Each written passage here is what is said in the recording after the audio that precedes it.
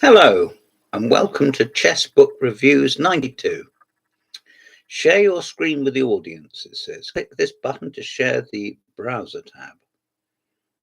Okay, there you are.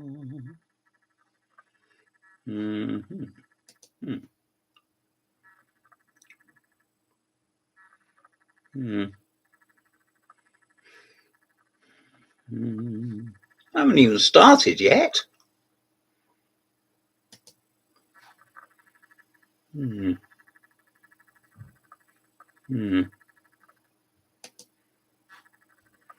Anyway, sorry about that. We seem to have gone all over the show. You can put people in different time lengths. No, I don't need to learn about that. Anyway, sorry, my computer's going all over the show. Today I want to look at 3 coffee table books. The first of these is this.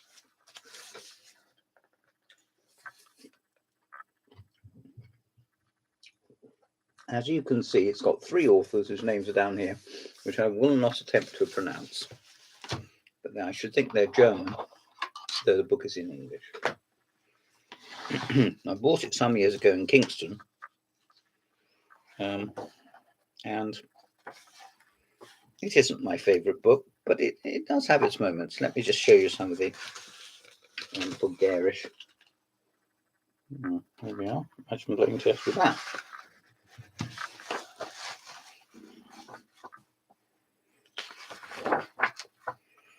Chess fascinates artists and eccentrics, almost magically attracts members of all classes of society, delights millionaires and have-nots.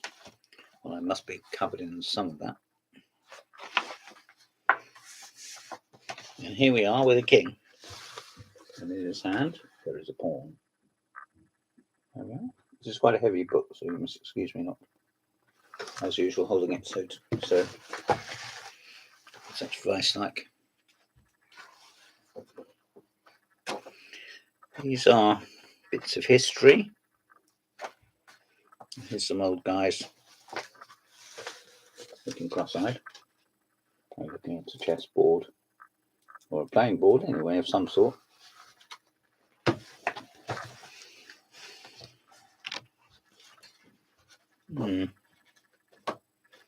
And here's a wonderful picture of an Olympiad, which is the World Team Championships. In the days when they were worth watching.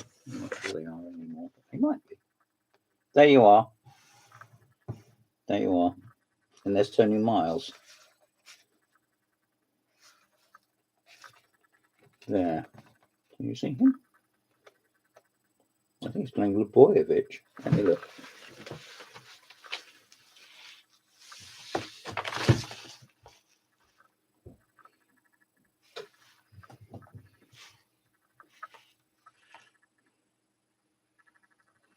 No, he's playing China, I think, in the days before they had any players. This is about 30 odd years ago, I think. Anyway, there's Tony. There. The light blue shirt on. Down there. And there's the crowd and all the other games going on. They always put the top teams behind the barricades. Doesn't really give them any privacy, but for all that. And here is the young Kasparov giving a symbol. One time I used to like to give symbols. I can't give them anymore, really. There we are. And some world champions, Hervé, Botvinnik, Alekhine, Keres, and Capablanca. And which of those players were not world champion? Do you know? The answer is Keres. And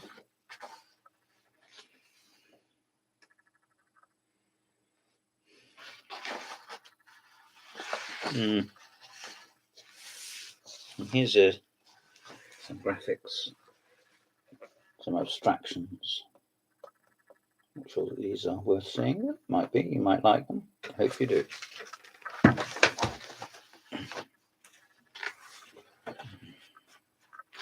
I'm just diving through this fairly fast.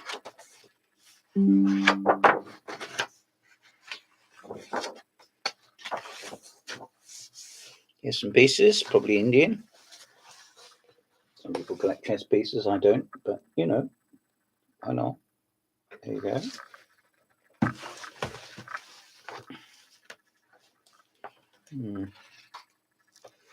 There's a picture of Ms. Polgar, in a Turkish bath, presumably in Hungary. There she is. You'll see her, Judith. She is. With her fan club. And here are the whole of the Polgar family. Mr. and Mrs. at the back. And the three girls, all of whom went on to become grandmasters, I think. Yes.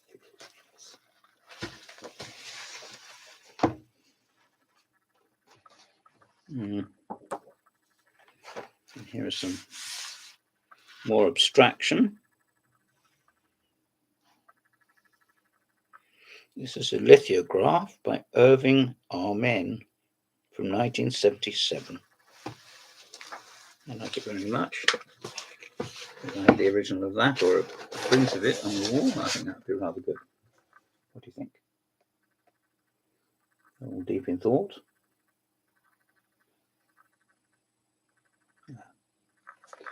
Rather good, I think.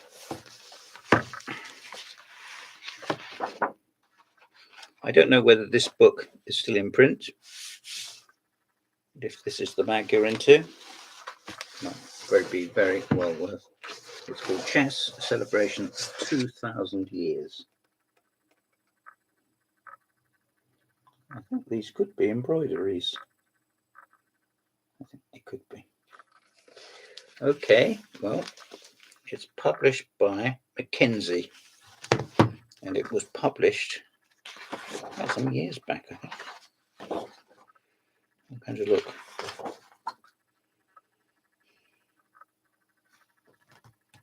In 1990. So that is a while back, isn't it? Over 30 years ago. The next book I found quite by chance in a second-hand place, not even really specialising in books at all.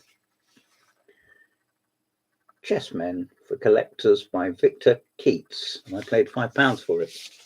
This is one of the rarest, if not the rarest, Batsford chess book.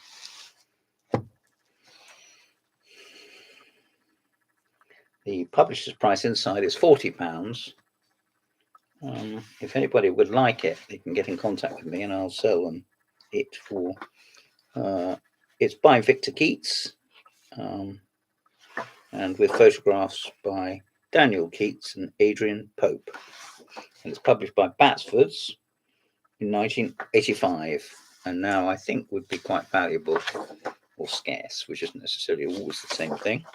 And it specializes in, or it deals with, chess sets from all lands and eras. So, and it gives detailed geographical, starts off with India, or not. Now look. So you are going to learn an enormous amount about the history of the game. Ivory pieces. Unfortunately, the photographs, possibly to cut down the costs, are in black and white, which may not be quite to your liking. And there's boards, different boards. Look.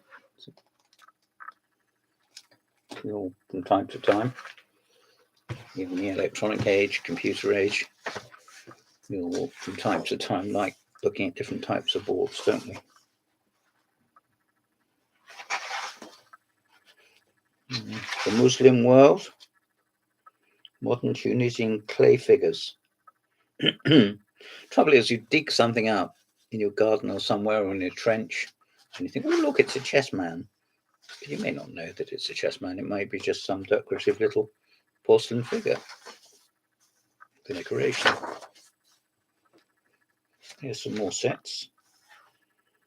The pulpit set from the 18th century. There it is. That's the pulpit set.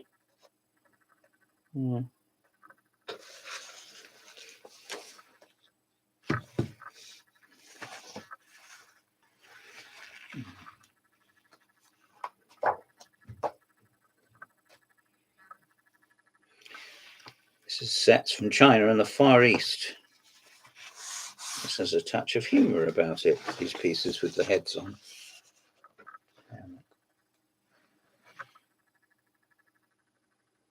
Again, these are largely for decoration and not for competitive play, where they would be a bit distracting.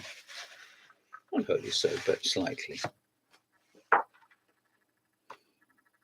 There's a picture of Spassky and Larsen sitting in front of very fancy pieces in the USSR versus the rest of the world match in 1970. In truth, the little pieces they were going to play with are either in the centre of the board or somewhat adjacent. Here's some more. Don't miss all the fun. Here's some more.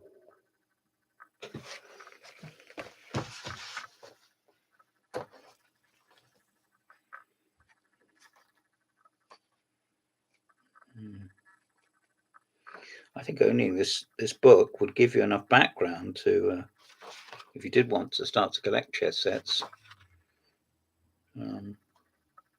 you'd probably find that you were moving in another world.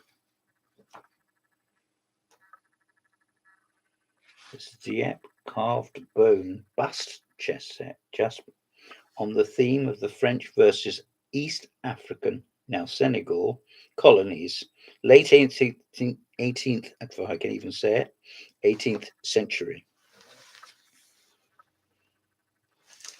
They're quite characterful, don't they? What's this lot here? Yes, I think that's quite good.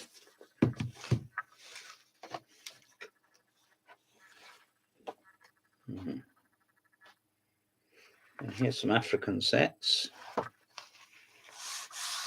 animals. That's entirely animals. The rooks are not animals. These are funny little heads. There you are. One more little look. This will give you a flavour of the book, which is coming up for 230 pages or so.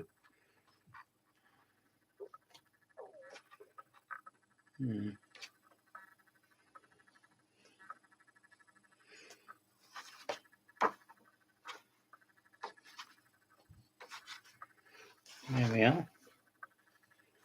These are more like little soldiers.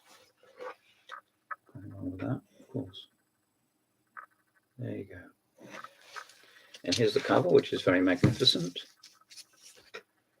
And on the back, I happen to know because I've studied history, military history as a child, a hussar. Isn't he wonderful? There we are. Now, last but no means least, an utterly amazing book which is not available commercially, but I was sent it by my friend and colleague, but mostly my friend from the USA, Mr. Pete Tamburo. It's David DeLucia's Chess Library, A Few Old Friends, 2nd edition. And he signed it, and it's number 1 of 225 copies. So it's numbered. Let me show you. It's numbered there. David must be, I say, a millionaire. I can't know that, but I would think he must have spent a very great deal of time studying chess and putting together what he calls A Few Old Friends, which is, well, an amazing collection. It has been almost 5 years since the publication of A Few Old Friends. I was very pleased that the book was so warmly received by our group of avid chess book collectors, which I'm one, but only a modest one. I thought of doing a second edition, but wrestled with how I should proceed. The first book had 425 photographs. This one has, obviously it's different. It's the same format. I've inserted the beginning of the highlights section, and he talks about things from the 14th, 15th century. And he thanks many colleagues, fellow collectors, I'm sure.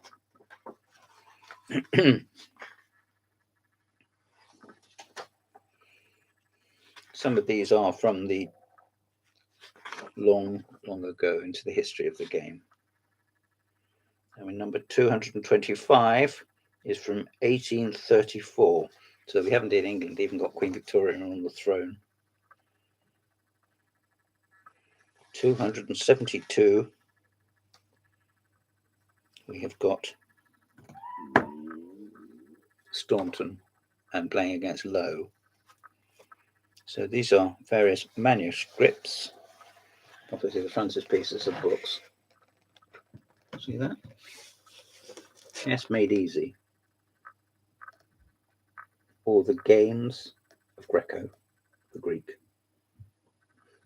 The Calambrian, which is e4, e5, bishop c4, f5, I think. You can take on g8 with the bishop, but I don't recommend it.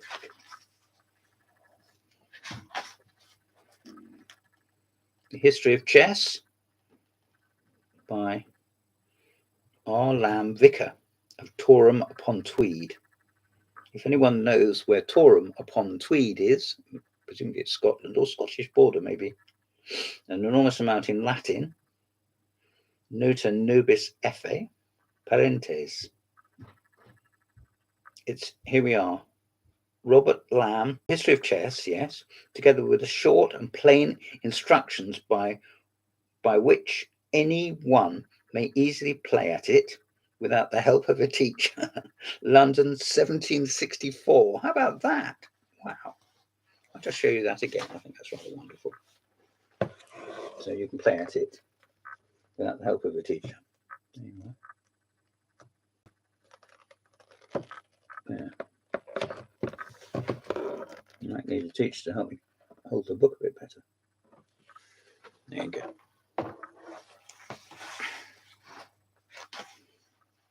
This is the 18th century.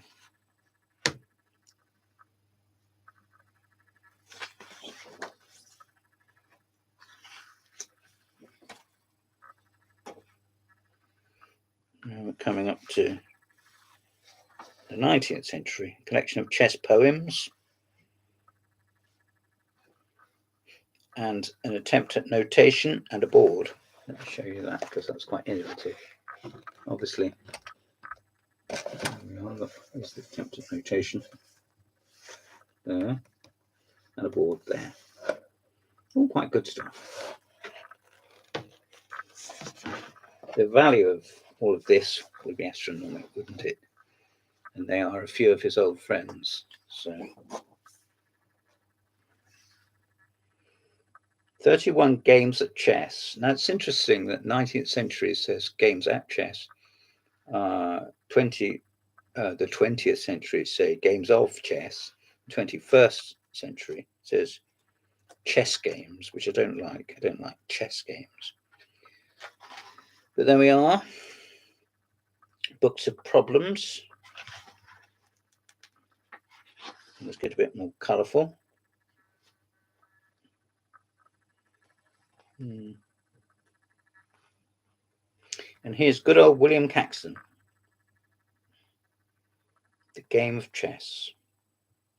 A facsimile reproduction. The copy from the British Museum. We're better.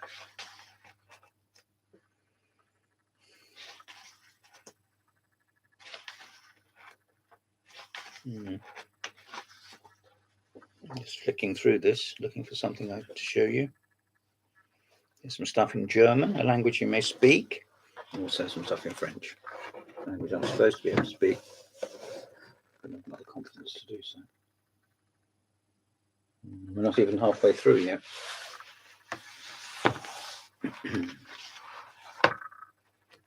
And now we're coming up to the 20th century with Capablanca's case. Look at that. JRC written on it. There's Capablanca, world champion, 1921, 1927. And there's his case with JRC, Jose Raul Capablanca. And there's his hat. And here's Chigorin, and a book and a letter he wrote. And here's some old chess clocks. The tumbling clock. I dare say some of these have ticked no more recently, but you never know. There we are. There we are. I'm just going to have a little fruit.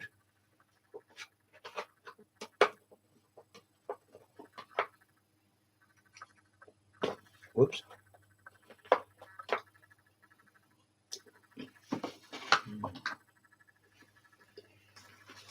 Delicious.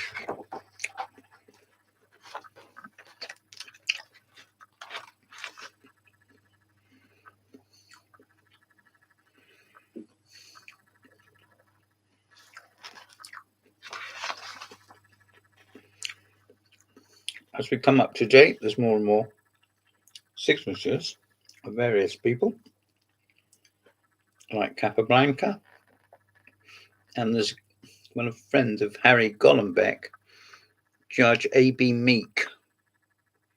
Judge Meek played the modern defence, and it's mentioned in Keenan Bottrell's book. Well, there he is. There. His score sheet. National Chess Congress written across the top, and it's sort of in very pale yellow.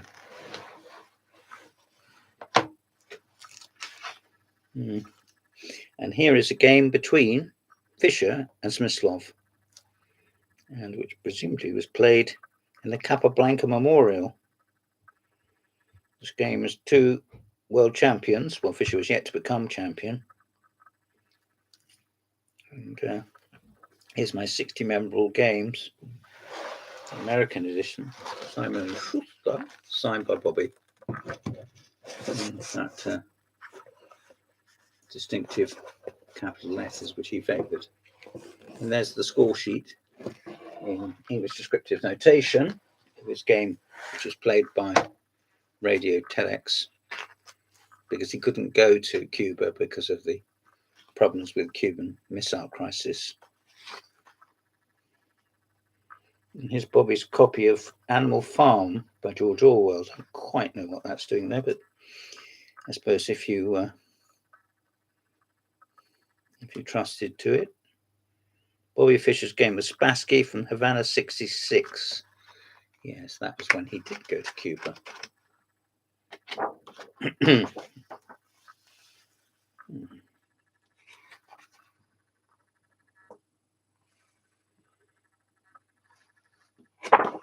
More letters from Fischer.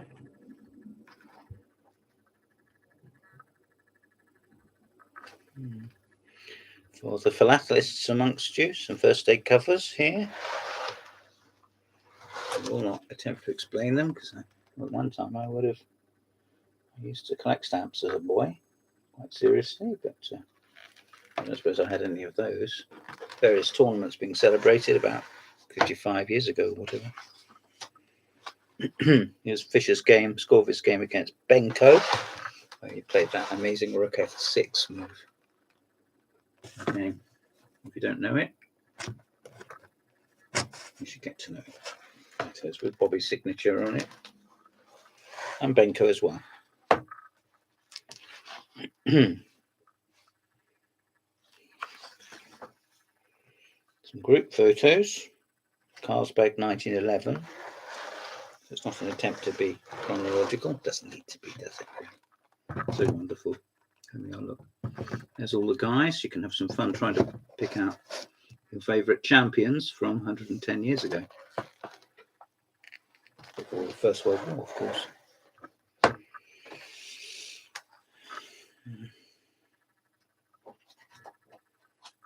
more letters. A lot of maths.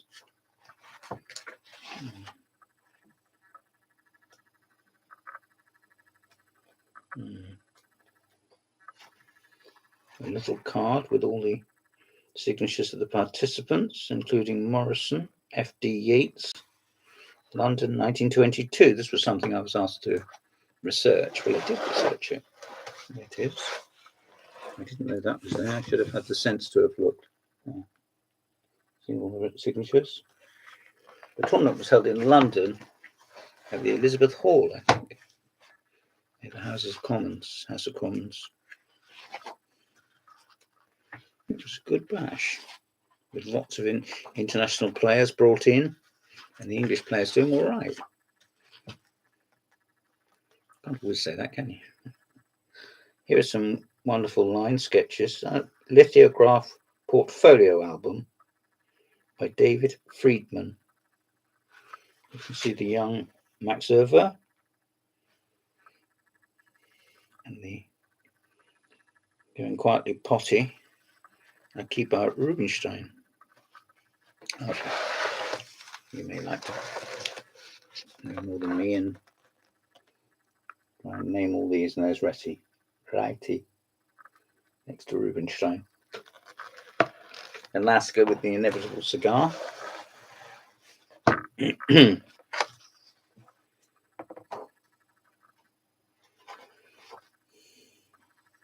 How's that for a club trophy? Beautiful sterling silver New Yorker Straits Challenge Cup, 1899. There you are. You need to give that a good cleaning, wouldn't you, before you contested it?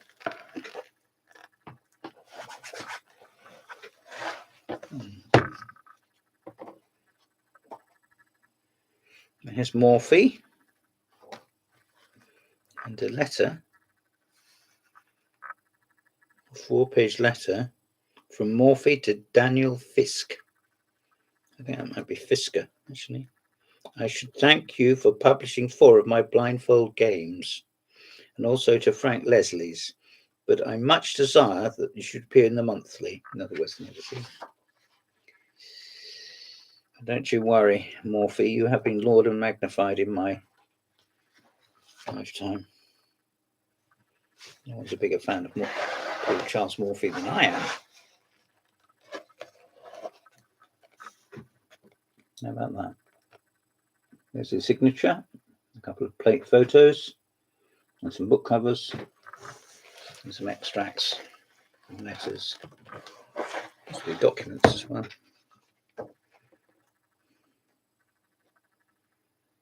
This is the Steinitz and Zukertort study in itself, of course, 19th century map, 1866 and 1886.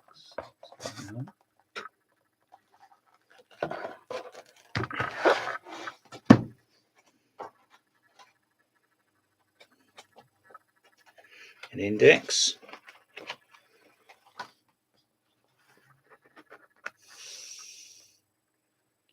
A beautiful large picture postcard of Zurich with all the players having signed, the participants having signed, Bobby Fischer.